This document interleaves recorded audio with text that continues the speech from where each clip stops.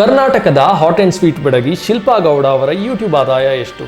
ಬನ್ನಿ ತಿಳ್ಕೊಳ್ಳೋಣ. ಇವರ ಚಾನಲ್ನಲ್ಲಿ ಇವರಿಗೆ 33,300 ಜನ ಸಬ್ಸ್ಕ್ರೈಬರ್ಸ್ ಇದ್ದಾರೆ. ಮತ್ತೆ ಇದುವರೆಗೆ ಇವರು 255 ವಿಡಿಯೋಗಳನ್ನು ಅಪ್ಲೋಡ್ ಮಾಡಿದ್ದಾರೆ. ಇದರಲ್ಲಿ 164 ಯೂಟ್ಯೂಬ್ ಶಾರ್ಟ್ಗಳಿದೆ ಮತ್ತೆ 91 ಲಾಂಗ್ ಫಾರ್ಮ್ ವಿಡಿಯೋಗಳಿವೆ.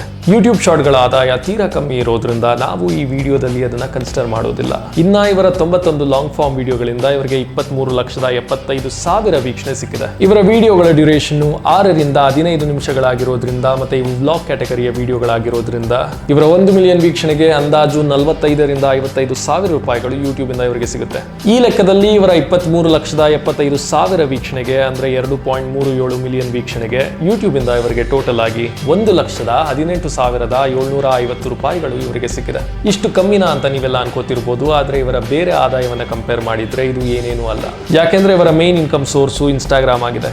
ಇವರ ಇನ್ಸ್ಟಾಗ್ರಾಮ್ ಪೇಜ್ ಅಲ್ಲಿ 7,29,000 ಜನ ಫಾಲೋವರ್ಸ್ ಇದ್ದಾರೆ. ಮತ್ತೆ ಇವರ ಒಂದು ಪ್ರಮೋಷನಲ್ ರೀಲಿಗೆ 1 ಲಕ್ಷದ ಮೇಲೆ ಇವರು ಚಾರ್ಜ್ ಮಾಡ್ತಾರೆ.